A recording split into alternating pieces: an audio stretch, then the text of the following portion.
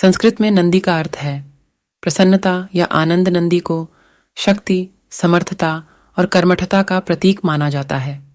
शैव परंपरा में नंदी को नंदीनाथ संप्रदाय का मुख्य गुरु भी माना जाता है। नंदी शिव के वाहन होने के साथ ही उनके साथी और उनके गणों में सर्वोच्च हैं। क्या आप जानते हैं कि नंदी का जन्म कैसे हुआ? उनके माता पिता कौन थे? कैसे नंदी शिव के परम प्रिय हो गए? कैसे नंदी भगवान शिव के वाहन बने? क्यों वे शिवलिंग के साथ विराजते हैं? आज हम आपको इस बारे में विस्तार से जानकारी देंगे। नंदी के जन्म के पीछे एक पौराणिक कथा प्रचलित है।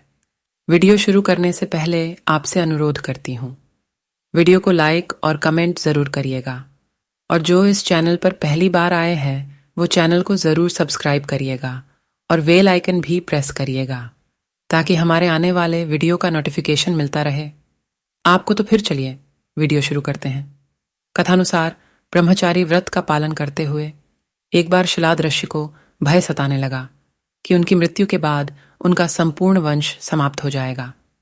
वे एक शिशु को गोद लेना चाहते थे, लेकिन वे चाहते थे कि जिस शिशु को वे गोद लें वह आध्यात्मिक हो तथा उस पर भगवान शिव की विशेष कृपा और आशीर्वाद हो। अपनी कामना की पूर्ति के लिए उन्होंने भगवान शिव का कठोर तप प्रारंभ किया।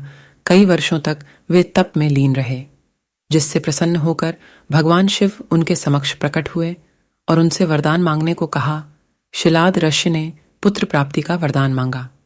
भगवान शिव शिलाद ऋषि को उनका मनचाहा वरदान देकर अंतर्ध्यान हो गए। भगवान शिव के अंतर्ध्यान होने के बाद शिलाद ऋषि ने जब अपनी आंखें खोली तो उनकी गोद में एक शिशु था। उस शिशु के चेहरे पर एक अलौकिक तेज था। शिलाद ऋषि ने उसका नाम नंदी रखा और उसका पालन पोषण करने लगे। वे उससे बहुत स्नेह करते थे, किंतु नियति ने नंदी के लिए कुछ और ही लिख रखा था। एक दिन मित्र और वरुण नामक दो संत शिलाद ऋषि के आश्रम में पधारे। शिलाद ऋषि ने उनका खूब आदर सत्कार किया। नंदी ने भी उनकी बहुत सेवा की। प्रस्थान करते समय शिलाद ऋषि और नंदी ने दोनों संतों का आशीर्वाद लिया। संतों ने शिलाद ऋषि को दीर्घायु और खुशहाली का आशीर्वाद दिया, किंतु जब नंदी को आशीर्वाद देने की बारी आई तो उनके माथे पर चिंता की लकीरें खिंच गई। शिलाद ऋषि ने यह तुरंत भांप लिया। जब वे मित्र और वरुण ऋषि को आश्रम के बाहर तक छोड़ने गए तो उनसे पूछ लिया कि उन्होंने नंदी को लंबी आयु का आशीर्वाद क्यों नहीं दिया। तब दोनों संतों ने उन्हें बताया कि नंदी अल्पायु है। यह सुनकर शिलाद ऋषि चिंताग्रस्त हो गए। नंदी ने जब पिता को चिंतित देखा तो उसका कारण पूछा। शिलाद ऋषि ने नंदी को पूरी सच्चाई बता दी। पिता की बात सुन नंदी हंसने लगे। आश्चर्यचकित पिता ने जब कारण पूछा तो नंदी बोले, पिताश्री, आपने मुझे भगवान शिव की कृपा से प्राप्त किया है। जिन पर शिवजी की कृपा होती है उन्हें कोई संकट छू नहीं सकता। यह कहकर वे पिता का आशीर्वाद प्राप्त कर भगवान शिव की तपस्या करने वन चले गए और तप करने लगे। नंदी का तप इतना कठोर, ध्यान इतना प्रबल और आस्था इतनी मजबूत थी कि भगवान शिव को प्रकट होने में अधिक समय नहीं लगा। शिव ने प्रकट होकर नंदी से वरदान मांगने को कहा। नंदी की पूरी उम्र उनका सानिध्य मांग लिया।